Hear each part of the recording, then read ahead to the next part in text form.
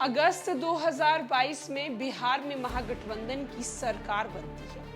बिहार के deputy CM Tejashwi Yadav बनते हैं और तेजस्वी यादव डिप्टी सीएम बनते के साथ ही बिहार के युवाओं को ये वादा करते हैं कि वो 10 लाख से भी ज्यादा बिहार के युवाओं को रोजगार देंगे। लेकिन अब इन दिनों ये सवाल उठ रहा है कि क्या तेजस्वी यादव अपने वादे को भूल गए हैं?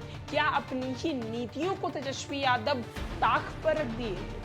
नमस्कार, मैं श्वेता और आप देख रहे हैं न्यूज कॉर्नर। बिहार में इन दिनों बिहार शिक्षक नियमावली को लेकर लगातार विरोध जारी है, जहां एक तरफ अभ्यर्थी लगातार सरकार पर विरोध कर रहे हैं, सरकार से सवाल कर रहे हैं कि आखिरकार अब ये नई नियमावली क्यों निकाली गई कि बिहार राज्य के अलावा अन्य राज्य के जो बच्चे हैं वो भी बिहार में आकर इस नई शिक्षा नियमावली को लेकर वो फॉर्म भर सकते हैं और बिहार में शिक्षक बन सकते हैं। वहीं दूसरी तरफ बिहार के शिक्षा मंत्री प्रोफेसर चंद्रशेखर के बयान तो और भी अजीबोगरीब। वो बयान देते हैं कि बिहार के जो स्टूडेंट हैं, जो अभ्यर्थी हैं, वो शिक्षक बनने के ज्यादा लायक नहीं है, इसीलिए हमें अन्य राज्यों को भी बुलाया जा रहा है।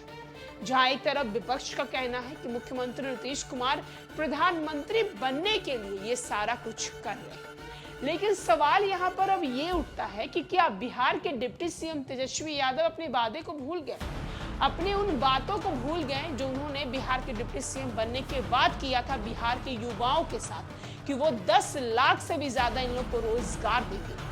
जहां एक तरफ चुनाव की जब बात आती है तो ये बड़े बड़े नेता आते हैं और वादे करके चले जाते हैं, लेकिन जब सरकार बन जाती है तो वो अपने वादों को भूल जाते हैं। आज उनसे ये सवाल किया जा रहा है। याद कीजिए, ये वो तेजस्वी यादव हैं जिन्होंने डोमिसाइल नीति लाने का वादा किया था। उन्होंने कहा था कि ऐसा करके वे अधिक से अधिक बिहारियों को नौकरी देंगे, मगर सत्ता में आने के बाद उप मुख्यमंत्री तेजस्वी यादव अपने ही कटघरे में खड़े हो गए। आज सबसे ज्यादा सवालों के घेरे में आ गए हैं। सवाल तो ये भी है कि क्या तेजस्वी यादव ने 10 लाख नौकरी देश के स्तर पर देने की जो बात की थी या राज्य के स्तर पर बात की थी? विडंबना है कि राज्य सरकार ने अचानक से डोमिसाइल नीति को समाप्त कर शिक्षक नियोजन को देश के स्तर पर प्रतियोगित परीक्षा बना डाला है, वो भी जब तब बिहार के लड़कों को उड़ीसा, बंगाल, झारखंड और छत्तीसगढ़ से नौकरी नहीं मिलती है। उत्तर प्रदेश में वैसे बिहारियों को नौकरी मिल सकती है जो कम से कम 10 साल वहां रह चुके हैं। उत्तराखंड की नियुक्ति प्रक्रिया को देख लें, यहाँ बिहारियों को तभी नौकरी मिलेगी जब वे यहाँ से 10+2 की पढ़ाई पूरा कर चुके हों। झारखंड में केवल 10% बाहरी उम्मीदवारों को नौकरी मिल सकती है। ऐसे में ये जनता जानने के लिए काफी ज्यादा उत्सुक है कि क्या बिहार के जो रोजगार है, बिहार की जो बेरोजगारी है, वो खत्म होगी या नहीं। फिर भी शिक्षक नियोजन की प्रक्रिया को देश स्तर की प्रतियोगिता परीक्षा बनाने का खामियाजा बिहारी अभ्यर्थियों को ही झेलना पड़ेगा। आपको बताते चले कि नियोजन को लेकर देश और राज्य के स्तर पर नियमावली बनाई जाती है, मगर जितने बदलाव बिहार में किए गए हैं उतने किसी राज्य की नियमावली में नहीं होते हैं। किसी राज्य में 1 या 2 बार होता है, लेकिन हमारे बिहार में ये नियमावली 2023 में अब तक लगभग 10 बार से भी ज्यादा बदल चुके हैं। ये तब हो रहा है जब शिक्षक नियोजन को लेकर विज्ञापन निकाला जा चुका है। ऐसा करने पे पीछे जो शिक्षा विभाग के क्या मंशा है ये पता नहीं, मगर इस प्रक्रिया के कारण अविश्वास का एक माहौल जो है वो बन चुका है।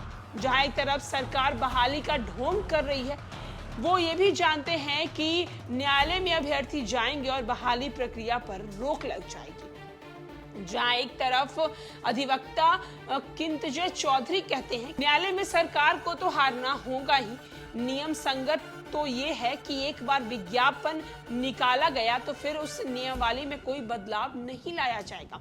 लेकिन कुछ दिन पहले ही डोमिसाइल नीति को खत्म करके सरकार ने अपने पैर पर खुद ही कुल्हाड़ी मार ली।